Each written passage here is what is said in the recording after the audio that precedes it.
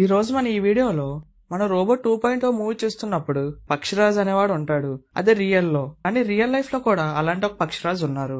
Light house ఎందుకు కడతారు, దేనికోసం కడతారు అనే విషయం కూడా తెలుసుకుందాం. అలాగే క్రికెట్ లో ఎంపైరింగ్ చేయాలంటే ఏం చేయాలి, బాల్ ఎందుకు విరుగుతాయి అనే ఇంట్రెస్టింగ్ ఫ్యాక్ట్స్ ఈ వీడియోలో మనం తెలుసుకుందాం. ఇంకెందుకు ఆలస్యం, let's begin our episode. Fact number 1, మీరు వాడుతున్న మొబైల్ ఫోన్ ఒకసారిగా గాల్లోకి ఎగిరిపోతే ఏం చేస్తారు? ఒక వ్యక్తి కారణంగా సిగ్నల్స్ అన్ని ఒకసారిగా డౌన్ అయితే ఏం జరుగుతుందని ఆలోచించారా? ఈ స్టోరీ ఎక్కడో విన్నట్లుంది కదా.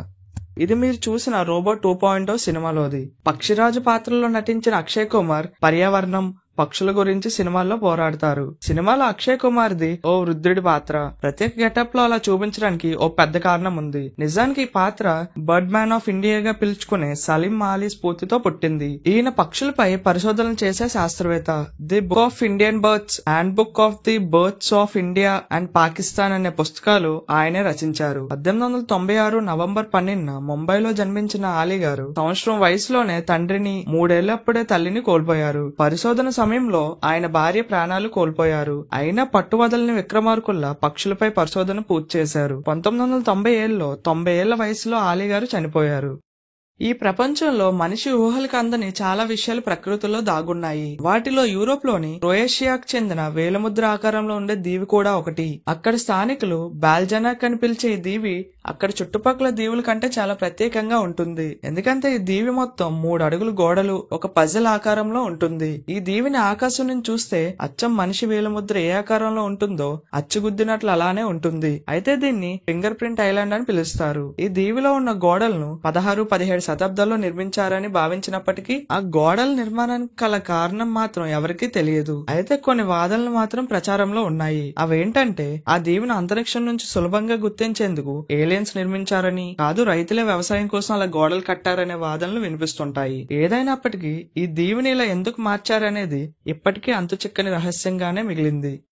లైట్ హౌస్ లు ఎందుకు నిర్మిస్తారు? వైజాగ్ వెళ్లే వాళ్ళలో చాలా మంది బీచ్ ని చూడనిదే తిరిగి రారు. ప్రశాంత వాతావరణం కనిపించే విశాఖలో సముద్రం ఒడ్డున ఎక్కడ చూసినా నిరుపయోగంగా ఉన్న లైట్ హౌస్ లు కనిపిస్తుంటాయి. మరి వీటిని ఎందుకు నిర్మించారో తెలుసా? ఆర్కే బీచ్ కి వెళ్తే యారాడ కొండపై నిర్మించిన డాల్ఫిన్ లైట్ హౌస్ కనిపిస్తుంది. సాయంత్రం 6 కాగానే ఈ లైట్ వెలగడం మొదలవుతుంది. తీరం నుంచి దాదాపు 60 కిలోమీటర్ దూరం దీని కాంతి కనిపిస్తుంది. విశాఖకు చేరే నౌకలకు దారి చూపేందుకే ఈ లైట్ హౌస్ లు నిర్మించారు. లైట్ హౌస్ లో ఏర్పాటు చేసిన రివాల్సింగ్ ఆప్టిక్ సిస్టమ్ తిరుగుతూ ప్రెసర్ లెన్స్ ద్వారా ప్రతి 10 సెకండ్కి ఒకసారి కాంతిని 32 నాటికల్ మైల్ దూరం వరకు పంపిస్తుంది. అయితే దీని నిర్మాణానికి ముందు పెద్ద కొండలపై మంటలు వేసి ఆ కాంతిని భారీ అద్దాల సహాయంతో నావికులకు తీరం తెలిపే ఏర్పాట్లు చేసేవారు. బ్రిటిష్ కాలం నాటి ఈ లైట్ హౌస్ల్లో ప్రస్తుతం dolphin lighthouse, Bheemili lighthouse మాత్రమే పనిచేస్తున్నాయి.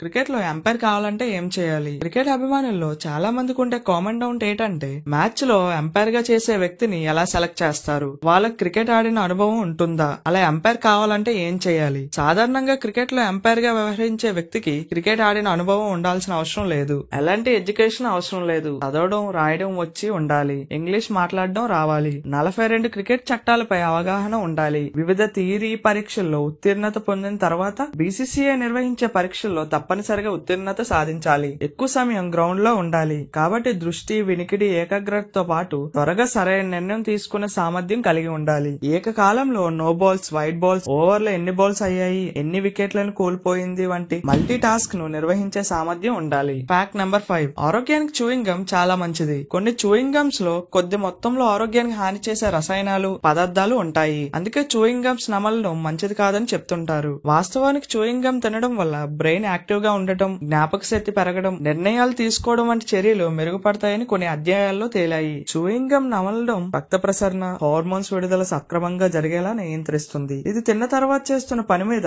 15 నుంచి 20 నిమిషాలు ఏకాగ్రత పెట్టవచ్చని పరిశోధనలో తేలింది. చూయింగ్ గమ్ ఒత్తిడి, ఆందోళన తగ్గిస్తుందని ఆరోగ్య నిపుణులు చెప్తున్నారు. కొంతసేపు చూయింగ్ గమ్ నమలడం వల్ల ముఖ్య కండరాలకు వ్యాయామం జరిగి అందంగా కనిపిస్తాయి. బరువు తగ్గించడానికి, అప్రమత్తంగా ఉండడానికి చూయింగ్ గమ్ సహాయపడుతుందని పరిశోధకులు చెప్తున్నారు. ఫ్యాక్ట్ నెంబర్ 6, ఫోరెన్సిక్ రిపోర్ట్ అంటే ఏంటి? జరుగుతున్న నేరాలు అంతా ఇంత కాదు. చేసిన నేరాలను కప్పిపుచ్చుకోవడానికి కొందరు ఎన్నో ప్రయత్నాలు చేస్తుంటారు. కానీ ఎక్కడో చోట చిన్న ఎవిడెన్స్ వదిలి నిందితులు దొరికిపోతుంటారు. ఇలాంటి నేరాలను అరికట్టడానికి ఫోరెన్సిక్ రిపోర్ట్ ఉపయోగపడుతుంది. ఈ నివేదికను LS forensic science laboratory report అంటారు. ఇండియన్ ఎవిడెన్స్ యాక్ట్ సెక్షన్ 45లో దీని గురించి ప్రస్తావించారు. క్రిమినల్ తో పాటు సివిల్ కేసుల్లో కూడా అనుసరిస్తారు. దీనికి క్రైమ్ ఉదాహరణగా తీసుకుంటే ఎవరి కారణంగా అయినా ఒక వ్యక్తి గాయపడినప్పుడు లేదా మరణించినప్పుడు శరీరంపై ఎంతవరకు గాయాలున్నాయి, అవి ఎలాంటివి, ఆ వ్యక్తి ఏ కారణంగా మరణించాడు లేదా గాయపడ్డాడు అనే విషయాల్ని ఈ రిపోర్ట్ లో తెలుస్తాయి. దీంతో పాటు హ్యాండ్ రైటింగ్ ఎక్స్పర్ట్స్ కూడా దీని పరిధిలోకే వస్తారు. అంటే ఫోర్జరీ చేసిన డాక్యుమెంట్లను పరిశీలించి FSL లో భాగంగానే రిపోర్ట్ ఇస్తారు. Fact number 7. ఆడపిల్లలు పెట్టుకునే ముక్కు పొడకతో చాలా లాభాలు ఉన్నాయి. మహిళలు ధరించే ఒక్కో ఆభరణం వెనుక ఒక్కో ప్రయోజనం దాగి ఉంటుంది. అందుకే పెద్దలు ఆభరణాలు ధరించాలి అంటారు. అలాంటి వాటిలో ఒకటి ముక్కు పొడక. ముక్కు పొడక ధరించడం వెనుక కూడా సైంటిఫిక్ రీజన్స్ ఉన్నాయి. ఒకప్పుడు చాలా పెద్ద సైజులో ఉండే ముక్కు పొడకల్ని ఎక్కువగా ధరించేవారు. అయితే కాలంతో పాటుగా ముక్కు పొడకల సైజ్ కూడా చిన్నగా అయ్యింది. ముక్కు పొడకను ధరించడం వల్ల నాసిక బిందువులపై ఒత్తిడి ఏర్పడుతుంది. తద్వారా ఆడవారు తమ కోపాన్ని కంట్రోల్ చేసుకోగలుగుతారు. అంతేకాకుండా బ్లాక్ ఎనర్జీ కూడా తగ్గుతుందని నిపుణులు చెప్తున్నారు. అలాగే ముక్కు పొడకను ఎక్కువగా ఎడం వైపు ఎందుకు కుట్టించుకుంటున్నారంటే జననాంగాలు, గర్భాశయానికి సంబంధించిన కణాలు ముక్కు ఎడం వైపు భాగంతో సంబంధం కలిగి ఉంటాయి. అలాగే మహిళల ప్రసవ నొప్పులను కూడా తగ్గిస్తుంది. జ్యోతిష్య శాస్త్రం ప్రకారం కూడా ముక్కు పొడకకు ఎంతో ప్రాముఖ్యత ఉంది. బంగారు ముక్కు పొడకను ధరించడం వల్ల మీరు రుణాన్ని తీసుకోవాల్సిన అవసరం రాదు. దీన్ని ధరించడం వల్ల మీకు లక్ష్మీదేవి అనుగ్రహం కలుగుతుందని జ్యోతిష్య శాస్త్రం చెప్తుంది. దీని వల్ల జాతకంలో గురుగ్రహం బలపడుతుంది. Fact number 8. పాలు ఎందుకు విరుగుతాయి? పాలల్లో ప్రోటీన్లు, కొవ్వు పదార్థాలు, నీరు, తీపినిచ్చే లాక్టోస్ లవణాలు, విటమిన్లు ఉంటాయి. ప్రోటీన్లనే కెసిన్ అని అంటారు. వీటి వల్లే పాలు తెల్లగా ఉంటాయి. ఈ ప్రోటీన్లు, కొవ్వు పదార్థాలు పాల్లో ఉండే నీటిలో కరగవు. ఇవి చిన్న చిన్న కణాలుగా విస్తరించి ఆ పాల్లో వేలాడుతూ ఉంటాయి. ఈ కణాల పరిణామం చాలా తక్కువగా ఉండడం వల్ల పాలల్లో కిందకి దిగవు. ఇలా కణాలు వేలాడే స్థితిని కొలాయిడల్ స్థితి అంటారు. పాలను కొంతసేపు కదపకుండా ఉంచితే అందులోని కొవ్వు కణాలు పాల ద్రవం కన్నా తేలిగ్గా ఉండడం వల్ల పాలల్లో పైకి లేచి ఒకదానికొకటి అతుక్కొని తొరకల్లా ఏర్పడతాయి. పాలు పితికిన తర్వాత రూమ్ టెంపరేచర్ దగ్గర ఎక్కువసేపు నిల్వ ఉంచితే అందులో సూక్ష్మజీవులు ప్రవేశించి అత్యంత వేగంగా అభివృద్ధి చెంది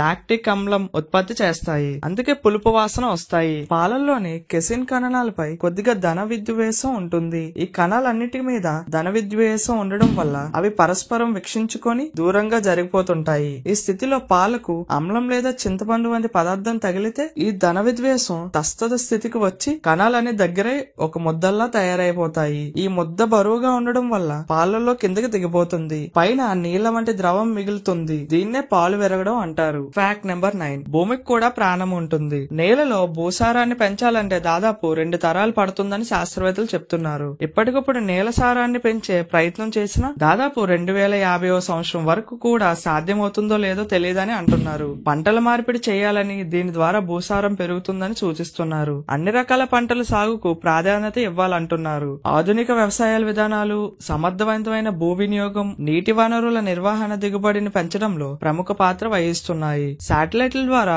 భూసార పరిస్థితులను పూర్తిగా తెలుసుకొని మెరుగుపరచవచ్చని అంటున్నారు.